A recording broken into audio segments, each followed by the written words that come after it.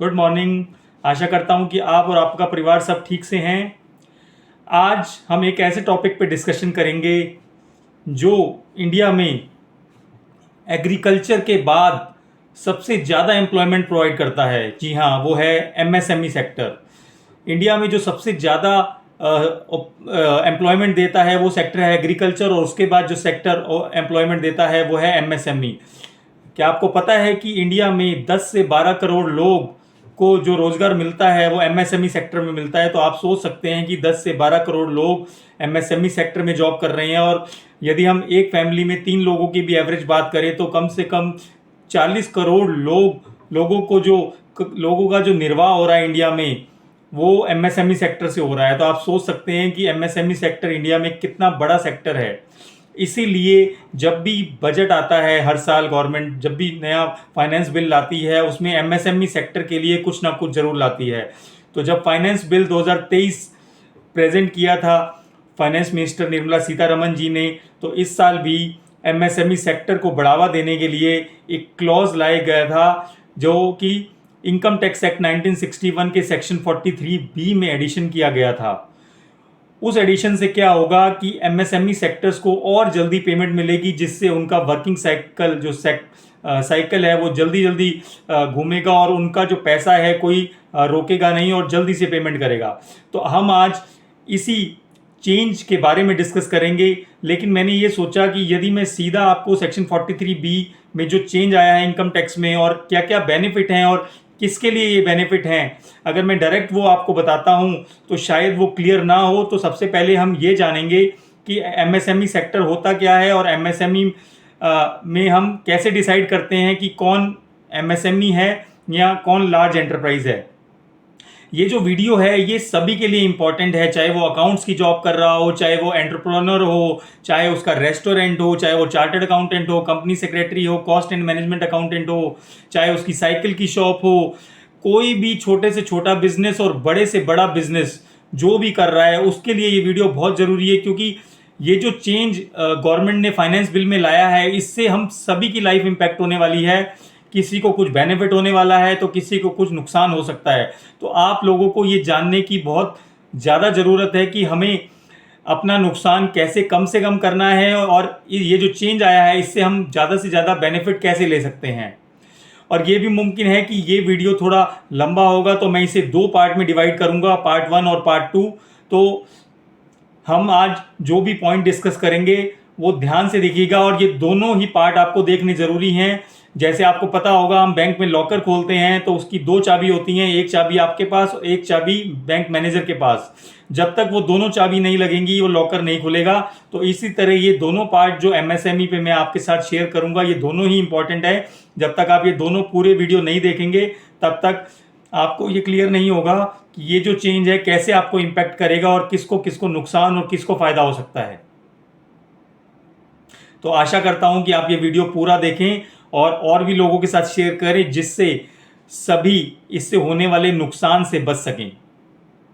भी हम डिस्कस करेंगे benefit and disadvantage of section 43B changes, what steps to be taken for using the changes in section 43B, who are MSME, MSME कौन है, क्या criteria होता है MSME का, एमएसएमई क्राइटेरिया के लिए जो कैलकुलेशन होती है investment in plant and machinery और टर्नओवर की वो कैसे की जाती है, एमएसएमई के कुछ एग्जांपल, ऑडिटर्स का कैसे काम बढ़ गया है, पेमेंट ड्यू डेट जो एमएसएमई एक्ट के तहत है उसके एग्जांपल, डिसअलाउंस ऑफ एक्सपेंस और इंक्रीज लायबिलिटी ऑन बायर, जो भी बायर एमएसएमई से बाय करेगा उसका जो खर्चा डिसअलाउ हो सकता है और उसकी क्या इंक्रीज लायबिलिटी है, बायर को 21% पर एनम के हिसाब से इंटरेस्ट पे करना पड़ सकता है एमएसएमई को। यदि हमारी पेमेंट कोई बायर नहीं करता है और हम एमएसएमई में रजिस्टर्ड है तो हम कैसे एमएसएमई एंटरप्राइज फैसिलिटेशन काउंसिल में एप्लीकेशन दे सकते हैं और वो हमारी पेमेंट बायर से दिलवा सकते हैं। कुछ इंपॉर्टेंट क्वेश्चंस जो बहुत ही रेलेवेंट है इस चेंज के हिसाब से और एमएसएमई के हिसाब से, कुछ एग्जिस्टिंग डिस्क्लोजर रिक्वायरमेंट जो ऑडिटर को ऑलरेडी करनी पड़ रही है और सबसे ज़्यादा बेनिफिट किससे होगा इस सेक्शन 43B चेंज में। तो ये सब हम आज डिस्कस करेंगे, तो आप बने रहिए मेरे साथ इस वीडियो में। देखिए सबसे पहले तो हम डिस्कस करेंगे क्या प्रपोजल है जो बजट में आया था, जो फाइनेंस बिल 2023 आया था budget proposal clause H of section 43B of income tax act 1961। ये जो क्लॉज एच है ये न्यूली ऐड किया गया है सेक्शन 43B में। 43B सेक्शन क्या कहता है, जैसा कि आप लोग जानते होंगे कि हमें जब भी हम अपना ITR फाइल करते हैं या प्रॉफिट एंड लॉस अकाउंट बनाते हैं तो हमें सारे खर्चे अलाउड हो जाते हैं ऑन एक्रूअल बेसिस, यानी हमने उन खर्चों की पेमेंट वेंडर को की हो या ना की हो, हमें वो खर्चे अलाउड हो जाते हैं। लेकिन सेक्शन 43B में कुछ ऐसे खर्चे या स्टैट्यूटरी लाइबिलिटीज़ बताई गई हैं जिनका डिडक्शन हमें तभी अलाउड होता है इनकम टैक्स में जब हमने उनकी एक्चुअल पेमेंट कर दी हो। तो उसी सेक्शन में अब ये MSME की जो पेमेंट है वो भी ऐड कर दी गई है। तो अब MSME की जो भी आप परचेज करेंगे उनके खर्चों का जो डिडक्शन आपको मिलेगा वो तभी मिलेगा जब आप उनकी पेमेंट कर चुके होंगे। लेकिन वो पेमेंट कब करनी है, कैसे करनी है, कितनी जल्दी करनी है, उन सब की डिस्कशन हमें करना पड़ेगा। तो देखिए क्या प्रपोजल था, in order to promote timely payments to micro and small enterprises. तो सबसे पहली बात तो इसमें मीडियम एंटरप्राइज कवर्ड नहीं है। ये सेक्शन जो अमेंड हुआ है सिर्फ माइक्रो और स्मॉल एंटरप्राइज के लिए हुआ है। क्या प्रपोज किया गया था, it is propose to include payments made to such enterprises, मतलब micro and small within the ambit of section 43B of the act. तो माइक्रो और स्मॉल जो एंटरप्राइजेस को जो पेमेंट की जाती है उनके बायर द्वारा, उसको सेक्शन 43B के अंतर्गत लाया गया है। Accordingly, it is proposed to insert a new clause H in section 43B of the Act to provide that any sum payable by the company taxable person to micro or small enterprises beyond the time limit specified in section 15 of the Micro, Small and Medium Enterprise Act 2006 shall be allowed as a deduction only on actual payment basis। तो हम यहाँ पे reference ले रहे हैं section 15 of MSME act 2006। तो MSME act 2006 में कुछ टाइमलाइन बताई गई हैं जिसके अंदर हमें उतने दिनों के अंदर हमें पेमेंट करनी होती है MSME को, तभी हम डिडक्शन ले पाएंगे। ये सब ये जो सेक्शन 15 है और कैसे डिडक्शन मिलेगी सब हम आगे डिटेल में डिस्कस करेंगे। तो आप यहाँ मत घबराइए, मैं एक एक चीज़ आपको बताने वाला हूँ। However it is also propose that proviso to section 43B of the act shall not apply to such payment. तो ये जो प्रोवाइजो क्या था, जैसा कि मैंने बताया कि कुछ पेमेंट्स ऐसी हैं जो सेक्शन 43B में रेफ़र की गई हैं इनकम टैक्स एक्ट में, और जब तक आप उनकी पेमेंट नहीं करते तब तक आपको डिडक्शन नहीं मिलती। तो सेक्शन 43B में ये कहा गया है कि यदि आपने फाइनेंशियल ईयर क्लोजिंग जो कि 31 मार्च को हो जाता है उस तारीख तक पेमेंट नहीं की थी, लेकिन जब आप ITR फाइल करते हैं जिसकी जनरल डेट 31 जुलाई इंडिविजुअल के केस में या ऑडिट केस में 31 अक्टूबर होती है, तो मान लीजिए ना आपने उनकी पेमेंट जो है 31 मार्च तक नहीं की थी लेकिन 31 अक्टूबर तक कर दी थी या रिटर्न फाइल होने से पहले कर दी थी, तो भी सेक्शन 43B के अंतर्गत वो डिडक्शन आपको मिल जाती थी। लेकिन ये जो MSME की पेमेंट है और ये जो नया क्लॉज H इंसर्ट किया गया है, इसमें ये कहा गया है कि यदि आपने payment section 15 of MSME act के में जो टाइमलाइन दी है उसके अंतर्गत नहीं की, तो आपको ये पेमेंट यदि आप ITR फाइल होने के पहले भी कर देते हैं तो भी डिडक्शन अलाउड नहीं होगी। तो ध्यान से सुनिए कि ये डिडक्शन सिर्फ पेमेंट बेसिस पे मिलेगी, क्योंकि ये प्रोवाइजो भी सेक्शन 43B(1)H के लिए सेक्शन 43B सबसेक्शन H के लिए इनएप्लीकेबल कर दिया गया है। और ये जो अमेंडमेंट जो प्रपोज हुई थी ये कब से एप्लीकेबल है, 1 अप्रैल 2024 असेसमेंट ईयर। तो इसका मतलब 1 अप्रैल 2023 जो कि करंट ईयर है फाइनेंशियल ईयर, तो 1 अप्रैल 2023 से ये प्रोविज़न एप्लीकेबल है और इसके अकॉर्डिंग हमें अब सावधानी बरतनी पड़ेगी। अब देखिए हम सबसे पहले डिस्कस करेंगे MSME होते कौन है। MSME मतलब micro, small and medium. Micro enterprise कौन होते हैं, where the investment in plant and machinery और equipment does not exceed 1 crore. तो जिन एंटरप्राइज की इन्वेस्टमेंट प्लांट एंड मशीनरी या इक्विपमेंट में 1 करोड़ से ज़्यादा नहीं होती, एंड अब देखिए दोनों कंडीशन फुलफिल होनी चाहिए तभी आप माइक्रो माने जाएंगे, एंड उनकी turnover does not exceed 5 crore. तो आपकी जो investment in plant and machinery वो 1 करोड़ से कम होनी चाहिए और जो सेल टर्नओवर है वो 5 करोड़ से कम होनी चाहिए, तब आप माइक्रो एंटरप्राइज माने जाते हैं। अब स्मॉल एंटरप्राइज कौन होते हैं, where the investment in plant and machinery और equipment does not exceed 10 crore, जहां पे 10 करोड़ से कम होती है, and turnover does not exceed 50 crore. तो टर्नओवर 50 करोड़ से कम और जो इन्वेस्टमेंट है वो 10 करोड़ से कम, वो होता है स्मॉल एंटरप्राइज। अब मीडियम एंटरप्राइज कौन होते हैं? Where the investment in plant and machinery और equipment does not exceed 50 crore and turnover does not exceed 250 crore. तो अब मान लीजिए कि आपकी टर्नओवर 51 करोड़ हो गई, तो आप ना माइक्रो रहेंगे, ना स्मॉल, ना मीडियम। या फिर आपकी टर्नओवर कहा मैंने, प्लांट एंड मशीनरी में जो इन्वेस्टमेंट है वो 50 करोड़ से ज़्यादा हो गई, तो आप मीडियम भी नहीं रहेंगे, आप लार्ज बन जाएंगे। या फिर आपकी टर्नओवर 250 करोड़ से ज़्यादा हो गई तो भी आप लार्ज बन जाएंगे, ना आप माइक्रो रहेंगे, ना स्मॉल, ना मीडियम। तो ये जितने क्राइटेरिया है ये दोनों इकट्ठे सेटिस्फाई होने जरूरी हैं, तभी आप उस कैटेगरी में आएंगे। देखिए मैंने एक एग्जाम्पल दिया है, a limited has investment in plant and machinery of ₹2 crore but sale of 3 crore. It is small enterprise and not micro. क्यों? क्योंकि उसकी प्लांट एंड मशीनरी में जो इन्वेस्टमेंट है वो 1 करोड़ से ज़्यादा हो गई है, इसलिए वो नेक्स्ट कैटेगरी में चले गए हैं, यानी कि स्मॉल एंटरप्राइज में। अब हम एक दूसरा चीज़ डिस्कस करते हैं। अब मान लीजिए कि किसी की टर्नओवर 9 करोड़ थी एक साल में, किसी की इन्वेस्टमेंट प्लांट एंड मशीनरी में 8 करोड़ थी और जो सेल टर्नओवर थी वो 48 करोड़ थी, तो इसका मतलब वो स्मॉल एंटरप्राइज था। लेकिन अगले साल उसकी जो टर्नओवर है वो 2 करोड़ रह गई और इन्वेस्टमेंट 8 करोड़ ही रही, तो भी वो स्मॉल एंटरप्राइज ही माना जाएगा, क्योंकि उसको दोनों क्राइटेरिया में नीचे आना पड़ेगा। तो इसमें गवर्नमेंट ये मानती है कि एक बार आप अमीर हो गए तो हम आपको अमीर ही ट्रीट करेंगे, जबकि जब तक आप दोनों क्राइटेरिया में डाउन नहीं आते, यानी कि आपकी प्लांट एंड मशीनरी 1 करोड़ से कम नहीं होती और जो टर्नओवर है वो 5 करोड़ से कम नहीं होती, तब तक आप स्मॉल ही रहेंगे। तो दोनों क्राइटेरिया का सेटिस्फाई होना जरूरी है। अब देखिए ये जो इन्वेस्टमेंट और टर्नओवर का क्राइटेरिया ये हम कैसे देखेंगे और कौन सी डेट को देखना है। तो देखिए एक composite criteria of investment and turnover shall apply. तो दोनों इन्वेस्टमेंट और टर्नओवर दोनों को देखना पड़ेगा हमें ये देखने के लिए। अब दूसरा देखिए, if an enterprise crosses the ceiling limit specified for its present category in either of 2 criteria. तो मान लीजिए कि आपकी इन्वेस्टमेंट बढ़ जाती है 1 करोड़ से ज़्यादा प्लांट एंड मशीनरी में, तो आप सीधा स्मॉल कैटेगरी में आ जाते हो। जरूरी नहीं है कि आपको दोनों कैटेगरी क्रॉस करनी है, यदि एक भी आपने क्रॉस कर ली तो आप नेक्स्ट कैटेगरी में आ जाओगे, लेकिन पीछे जाने के लिए आपको दोनों क्राइटेरिया को में डाउन जाना पड़ेगा। अब सेल टर्नओवर हम कैसे देखेंगे? जितनी भी यूनिट है, मान लीजिए एक कंपनी है उसकी बहुत सारी ब्रांचेस हैं और सभी में जीएसटी नंबर अलग अलग है लेकिन पैन नंबर एक होता है, तो सभी कंपनियों की सेल टर्नओवर जो भी उस सेम पैन के अंडर में है सबकी कलेक्टिवली देखेंगे और इन्वेस्टमेंट फिगर भी इस पूरे पैन की देखी जाएगी, ना कि जीएसटी नंबर वाइज। अब देखिए कि calculation of investment in plant and machinery और इक्विपमेंट कैसे देखते हैं।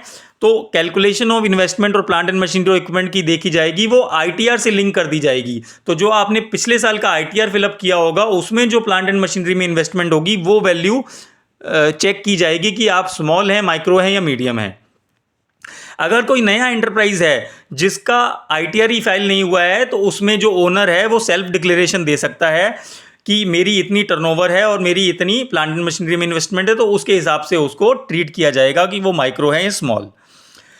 लेकिन अगले साल जैसे ही उसकी आईटीआर फाइल होगी वो आईटीआर से लिंक कर दिया जाएगा।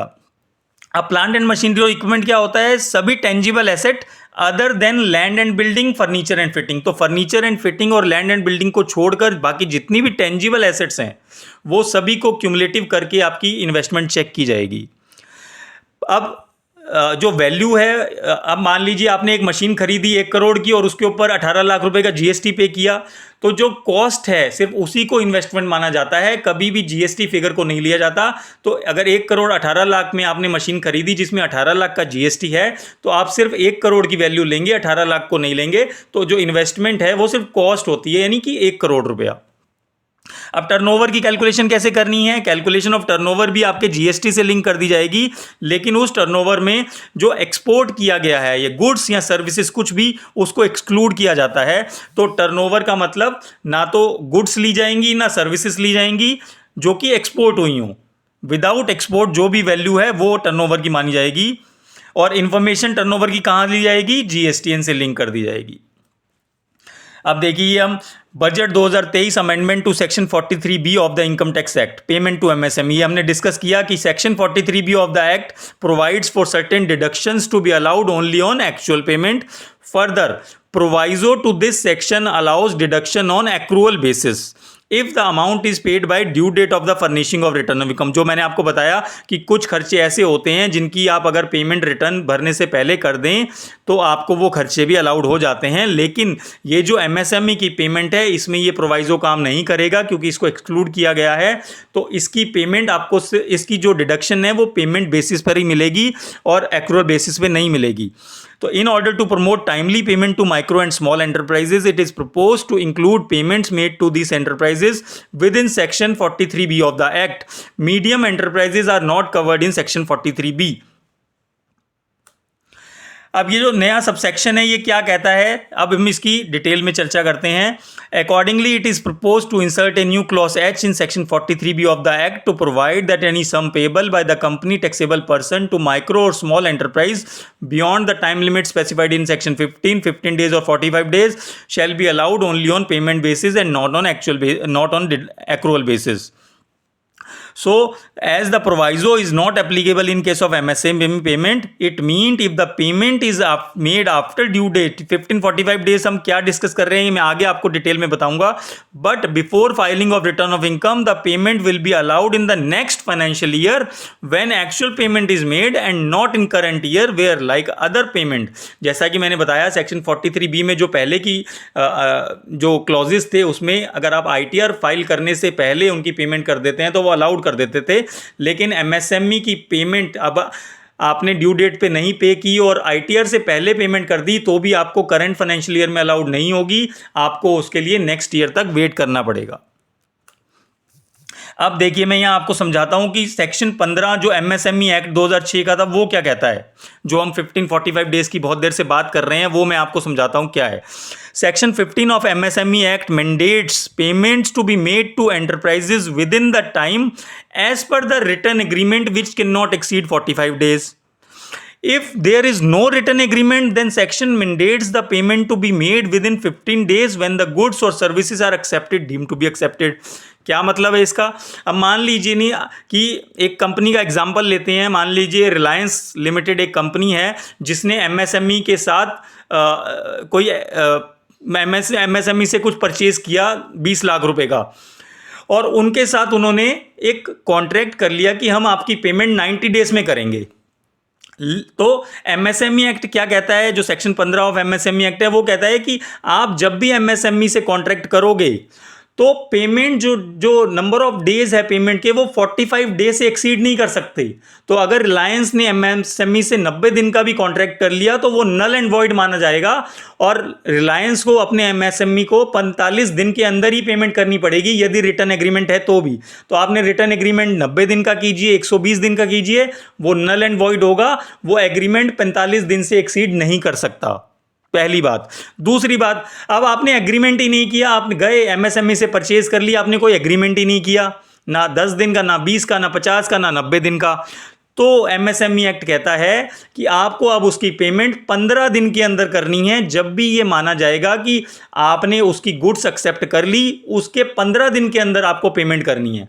तो यहां से हमें क्या समझ में आता है कि एग्रीमेंट में अगर 45 दिन से ज़्यादा का पीरियड आपने डाल दिया तो उसका कोई फ़ायदा नहीं, वो नल एंड वॉइड है.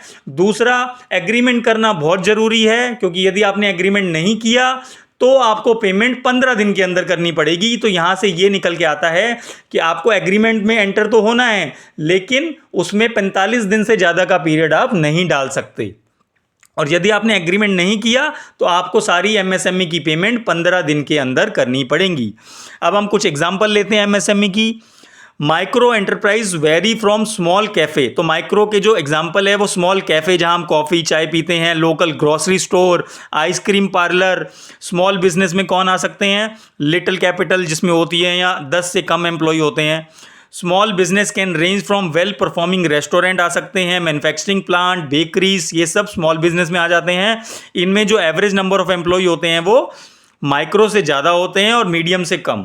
और मीडियम एंटरप्राइज कौन होते हैं, जिसमें 200-250 लोग काम कर रहे होते हैं एवरेज.